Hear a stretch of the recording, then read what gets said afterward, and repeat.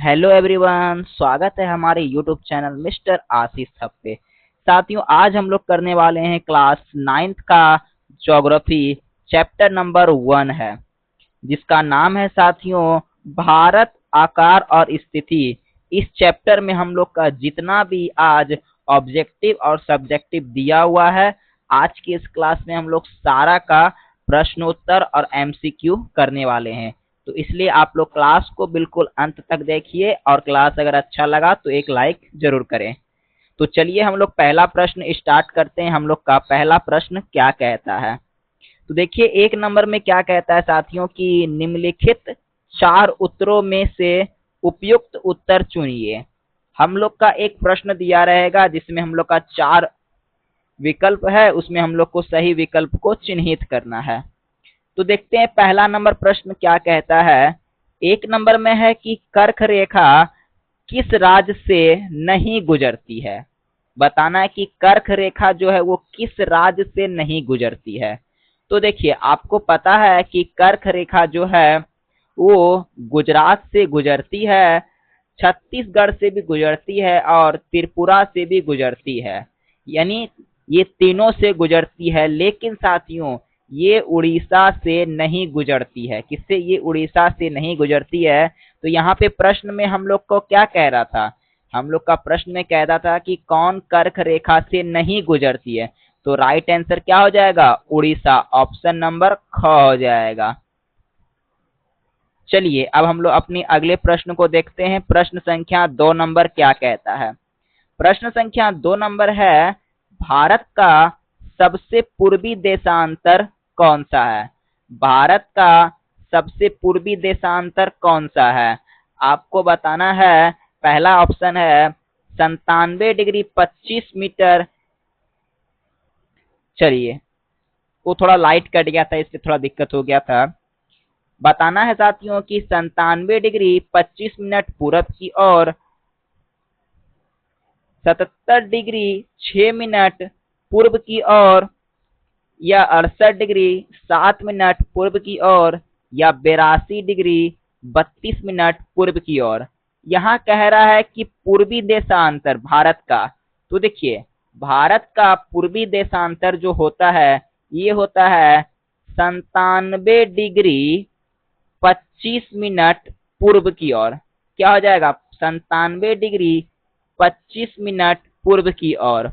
ये जो सिंबल जो दिया रहता है ना इस प्रकार का, ये वाला छोटा सा, इसे हम लोग मिनट बोलते हैं। क्या बोलते हैं? मिनट बोलते हैं। इसका राइट आंसर क्या हो जाएगा? क। समझ गए? चलिए अब प्रश्न संख्या 3 नंबर देखते हैं। 3 नंबर में कहता है कि उत्तराखंड, उत्तर प्रदेश, बिहार, पश्चिम बंगाल और सिक्किम की सीमाएं किस देश को छूती है? चीन को, भूटान को, नेपाल को, म्यांमार को। तो देखिए साथियों उत्तराखंड, उत्तर प्रदेश, बिहार, पश्चिम बंगाल, सिक्किम, ये जो है सीमाएं हैं ये किन देशों को छूती है? तो देखिए ये जो है ये नेपाल से होकर गुजरती है। इसके यानी कि नेपाल को छूकर आगे की ओर बढ़ती है। तो ऑप्शन नंबर क्या हो जाएगा? ग, नेपाल। समझ गए?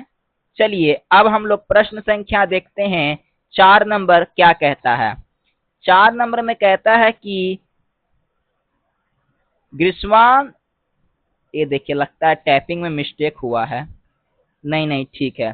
कहता है कि ग्रीष्माकांश में यदि कवरती जाना चाहते हैं तो किस केंद्र शासित क्षेत्र में जाएंगे? पांडुचेरी में, लक्षद्वीप में, अंडमान निकोबार में, या फिर दीप और दमन में।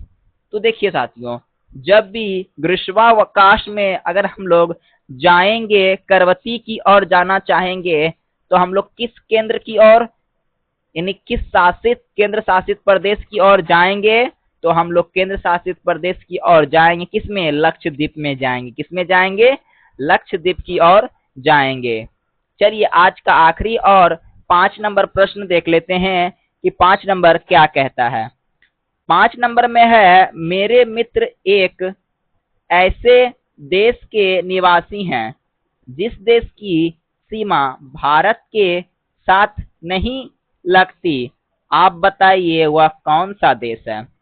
इसमें कहता है कि वह कौन सा देश है जो कि भारत की सीमा से नहीं लगती है। भूटान है, ताजिकिस्तान है, बांग्लादेश है या नेपाल है। तो देखिए साथियों, भूटान जो है भारत की सीमा से लगती है, बांग्लादेश भी भारत की सीमा से लगती है, नेपाल भी भारत की सीमा से लगती है, लेकिन ताजिकिस्तान जो है ये भारत की सीमा से नहीं लगती। कौन? ताजिस्तान। एक अफगानिस्तान होता है, एक पाकिस्तान, एक ताजिस्तान होता है। ये नाम में आप लोग कंफ्यूज नहीं कीजिएगा। ऑप्शन क्या हो जाएगा?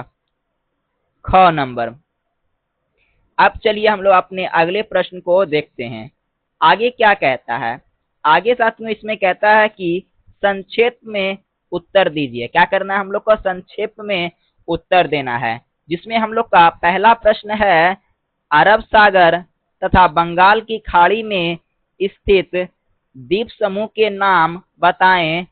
दक्षिण में कौन सा द्वीपीय देश हमारे पड़ोसी देश हैं?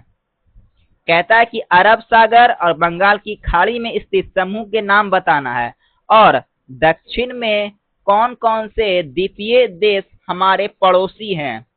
तो देखिए आंसर में आपको इस प्रकार लिखना है। देखिए लिखना है कि अरब सागर में स्थित द्वीप लक्षद्वीप वो क्या है? ये जो है हम लोग का पड़ोसी देश है। बंगाल की खाड़ी में स्थित समूह, बंगाल की खाड़ी में क्या है? अंडमान निकोबार और द्वीप समूह देखने को मिलता है। और दक्षिण में स्थित द्वीपीय पड़ोसी, दक्षिण में हम लोग का कौन है? श्रीलंका और मालदीव है। ये हम लोग का क्या हुआ? पड़ोसी देश की सीमा हो गई। कौन? श्रीलंका और मालदीव हो गया। तो ये प्रश्न का राइट आंसर आप लोग आराम से एग्जाम में लिख सकते हैं और नोट्स बना सकते हैं। चलिए अब हम लोग अपने 2 नंबर प्रश्न की ओर बढ़ते हैं। 2 नंबर में क्या कहता है? कहता है कि उन देशों के नाम बताएं जो क्षेत्रफल के में भारत से बड़े हैं।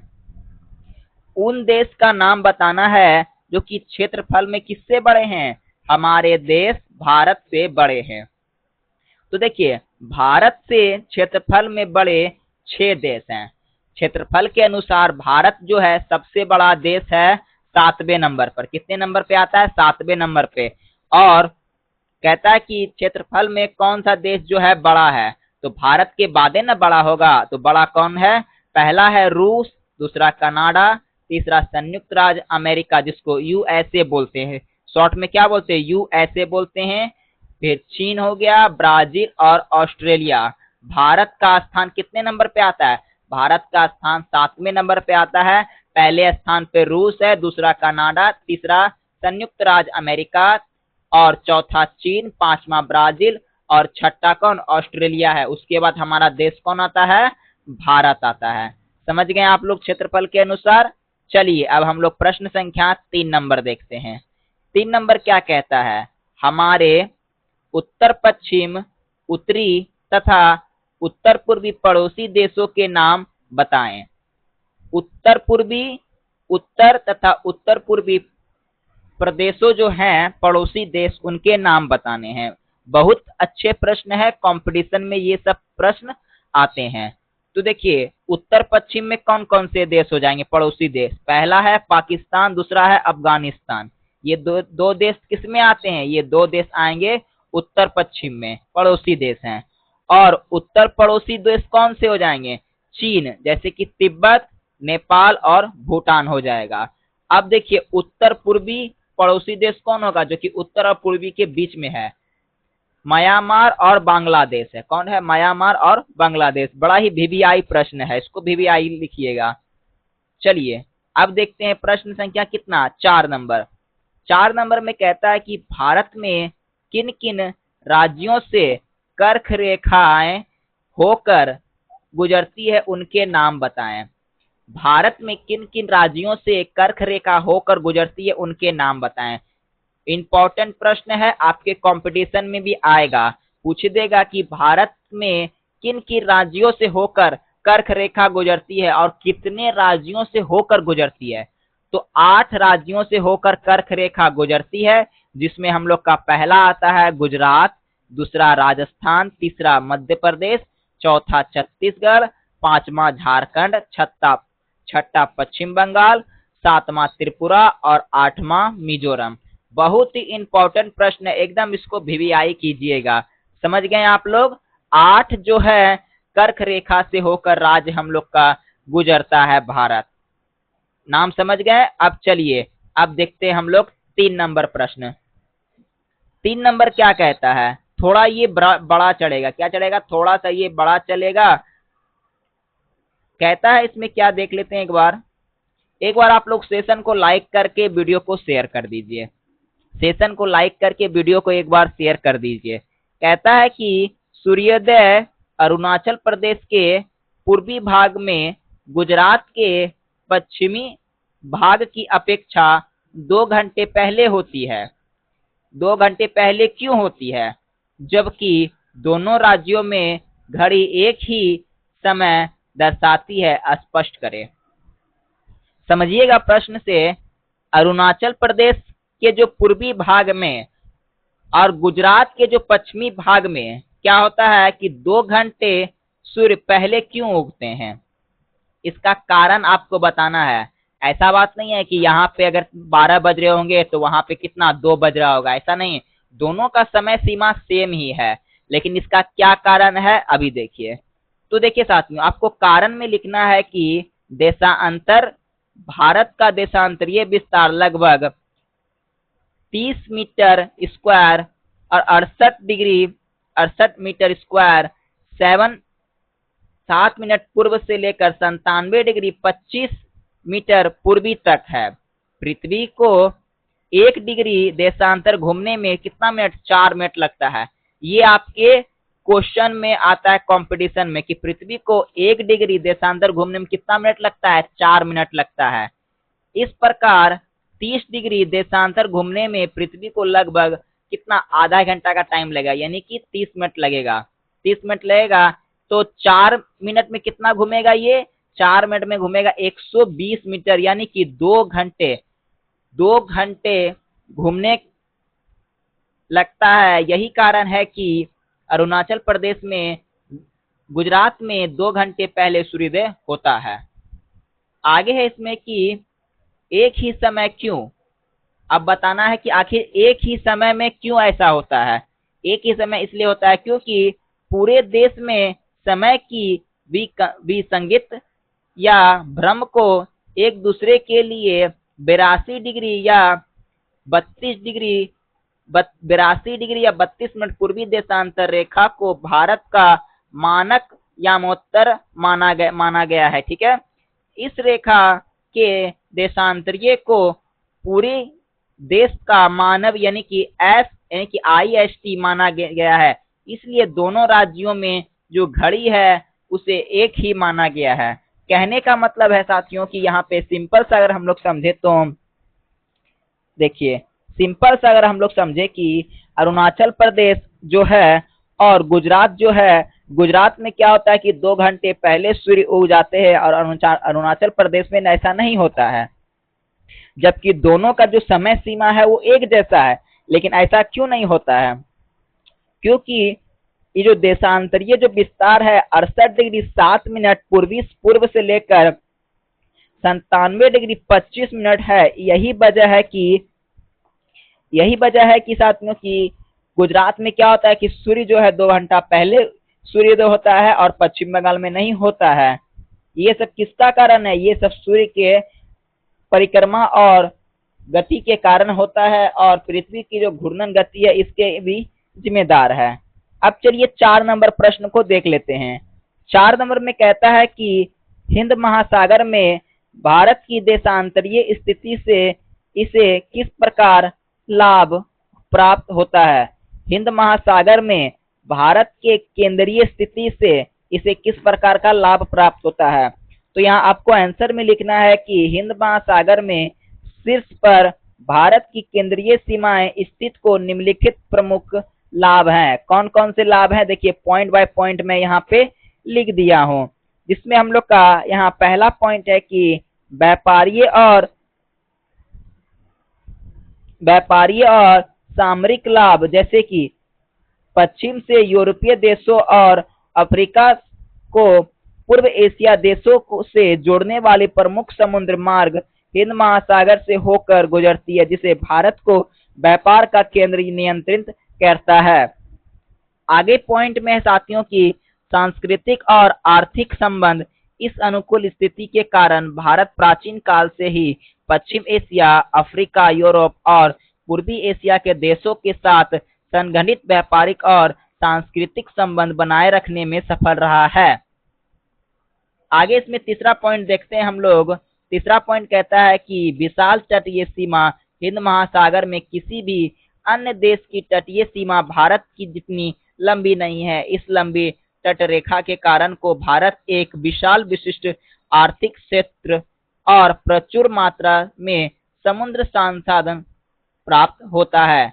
देखिए, इसमें कहने का मतलब ये हुआ कि हिंद महासागर जो है साथी वो भारत का शीर्ष क्यों कहलाता है।